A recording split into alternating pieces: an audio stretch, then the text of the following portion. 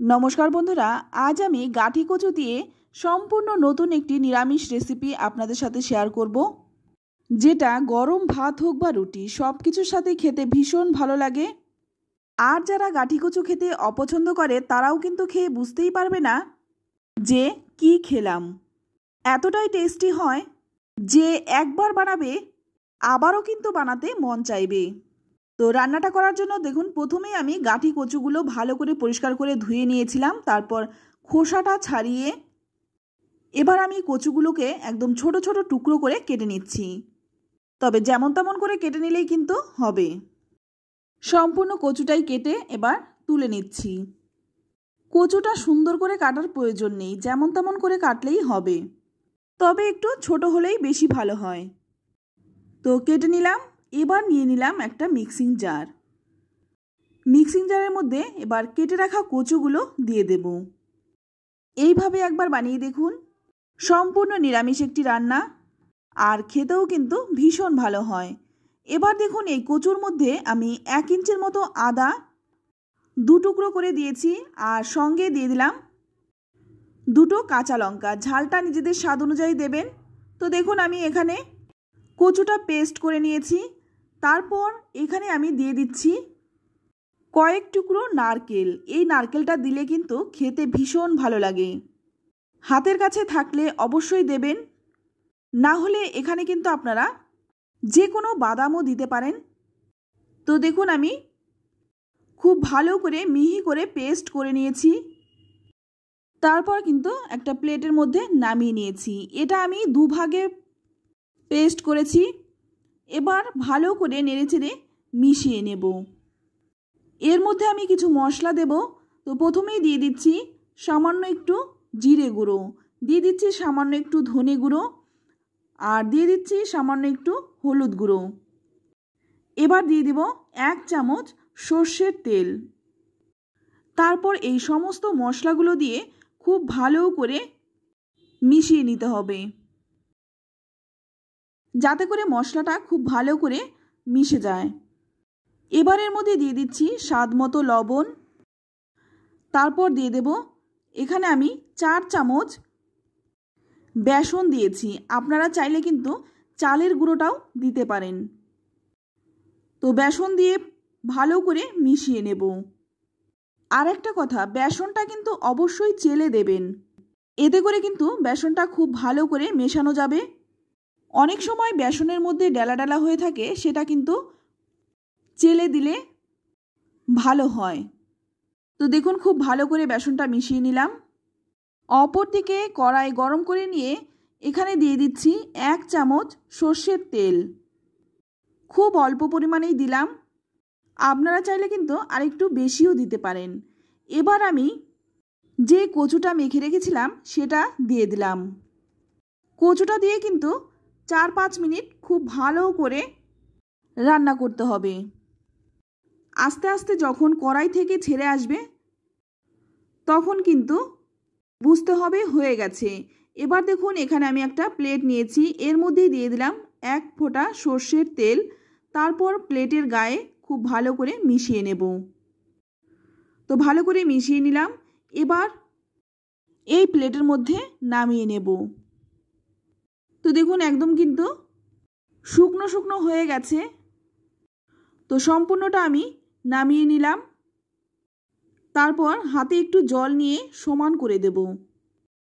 তো দেখুন, খুব ভালো করে এভাবে কিন্তু চেপে চেপে সমান করে নেব।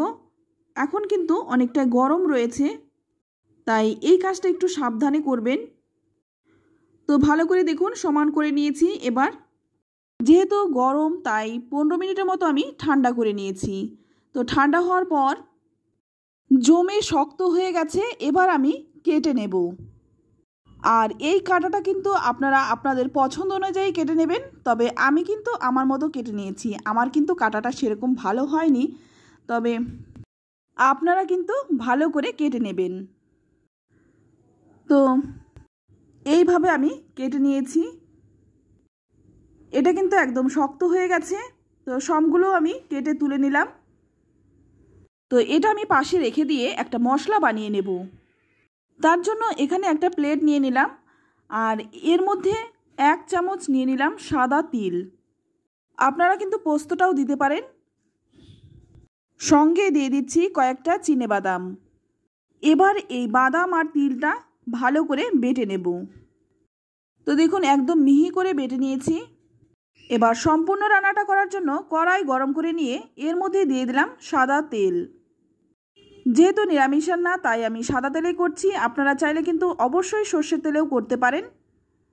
এবার এই গাঠি কচুর ধোকাগুলো ভেজে নেব। একদিক ভাজা হয়ে গেলে উল্টে দেব। এরকম উল্টে পাল্টে ভালো করে লাল লাল করে কচুগুলো ভেজে নেব। তো বন্ধুরা, আমি জানি না আপনারা এইভাবে কখনো গাঠি কচু খেয়েছেন কি না। যদি না খেয়ে থাকেন অবশ্যই একবার বানানোর রিকোয়েস্ট রইল। তো প্রথম ব্যাচের কচুগুলো ভেজে তুলে নিলাম। দ্বিতীয় ব্যাচেরগুলো কিন্তু আমি একইভাবে ভেজে নেব। তো বন্ধুরা, ভাজতে ভাজতে কিন্তু খাবেন না, নইলে কিন্তু রান্না পর্যন্ত যাবে না, এখানেই শেষ হয়ে যাবে, এতটাই ভালো লাগে খেতে। এবার ওই তেলের মধ্যেই ফোড়নে দিয়ে দিচ্ছি 1/2 চামচ গোটা জিরে আর সামান্য একটু দিয়ে দিচ্ছি হিং। গোটা জিরে আর হিংটা একটু ভেজে নিয়ে এর মধ্যে দিয়ে দিচ্ছি একটা মিডিয়াম সাইজের টমেটো। টমেটোটা প্রথমে আমি তেলের মধ্যে ভেজে নেব। টমেটোটা যখন একটু নরম হয়ে আসবে তখন কিন্তু এর মধ্যে বেটে রাখা মশলাটা দিয়ে দিলাম। এবার মশলার প্লেটটা ধুয়ে সামান্য একটু জলও দিয়ে দিলাম। তারপর ভালো করে নেড়েচেড়ে একটু কষিয়ে নেব। 3-4 মিনিট ভালো করে একটু কষিয়ে নিয়ে তারপর এর মধ্যে দিয়ে দিচ্ছি একটা কুচনো কাঁচা লঙ্কা, দিয়ে দিচ্ছি সামান্য একটু জিরে গুঁড়ো, সামান্য একটু দিয়ে দিচ্ছি ধনে গুঁড়ো আর সামান্য একটু দিয়ে দিচ্ছি লাল লঙ্কার গুঁড়ো। এটা আমি ঝাল লঙ্কার গুঁড়ো দিয়েছি। আর স্বাদ মতো লবণ দিয়ে ভালো করে নেড়েচেড়ে মিশিয়ে নিয়ে দিয়ে দিলাম 1/2 চামচ হলুদ গুঁড়ো। যেহেতু আমি তখন হলুদ গুঁড়োটা দিইনি তাই কালারের জন্য হলুদ গুঁড়োটা দিয়ে দিলাম। এবার একটু নেড়েচেড়ে মিশিয়ে নিয়ে গ্যাসের আঁচটা একদম কমিয়ে 5 মিনিট রেখে দেব।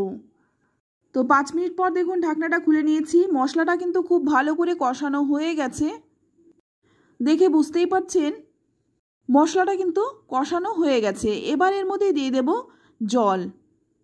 আমি এখানে জলটা একটু বেশিই দিচ্ছি, কারণ যেহেতু ধোকা জলটা কিন্তু অনেক টেনে নেবে, তাই জলটা দিয়ে প্রথমে আমি ঝোলটা 5-6 মিনিট সময় নিয়ে ফুটিয়ে নেব। খুব ভালো করে ফুটিয়ে নিয়েছি। এবার এর মধ্যে দিয়ে দিচ্ছি ভেজে রাখা কচুগুলো। এবার কচুটা দিয়েও ভালো করে হালকা হাতে একটু নেড়েচেড়ে নেব। তো এবার এর মধ্যে দিয়ে দিচ্ছি 1 চামচ চিনি। যেহেতু নিরামিষ রান্না তাই চিনিটা কিন্তু অবশ্যই দেবেন। চিনিটা দিলে মিষ্টি হবে না, কিন্তু স্বাদটা ব্যালেন্স হবে।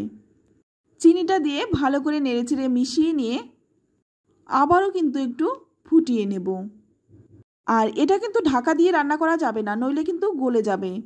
5-6 মিনিট ফুটিয়ে নিয়ে এবার নামানোর আগে দিয়ে দিচ্ছি কসুরি মেথি। এখানে আমি কসুরি মেথিটা একটু হাতে ঘষে দিয়ে দিলাম। আমি কিন্তু নামানোর আগে একটু কসুরি মেথি দিলাম। আপনারা চাইলে ঘি গরম মশলা দিয়েও নামাতে পারেন বা ধনে পাতা দিয়েও নামাতে পারেন। ভালো করে নেড়েচেড়ে মিশিয়ে নিয়ে তারপর গ্যাসের আঁচটা বন্ধ করে 10 মিনিট স্ট্যান্ডিং টাইম রেখে নামিয়ে নেব। এটা গরম গরম ভাত বা রুটি সব কিছুর সাথেই খেতে ভীষণ ভালো লাগে। কচু তো অনেকভাবেই খেয়েছেন, একবার এইভাবে বানানোর রিকোয়েস্ট রইল। যে কোনো নিরামিষ দিনে এই রেসিপিটি বানিয়ে নিন। ভালো লাগলে আত্মীয় স্বজন বন্ধু বান্ধবের সাথেও শেয়ার করুন। একদম সম্পূর্ণ নতুন একটি রেসিপি। তো রেসিপিটি কেমন লাগলো অবশ্যই কমেন্টে জানাবেন। ভালো লাগলে লাইক শেয়ার কমেন্ট করতে ভুলবেন না। আর আপনি যদি আমার চ্যানেলে নতুন হয়ে থাকেন চ্যানেলটা সাবস্ক্রাইব করে নেওয়ার অনুরোধ রইল। আজ এই পর্যন্ত, আবারও নিয়ে আসবো অন্য কোনো নতুন রেসিপি। সকলেই ভালো থাকবেন, সুস্থ থাকবেন। ধন্যবাদ।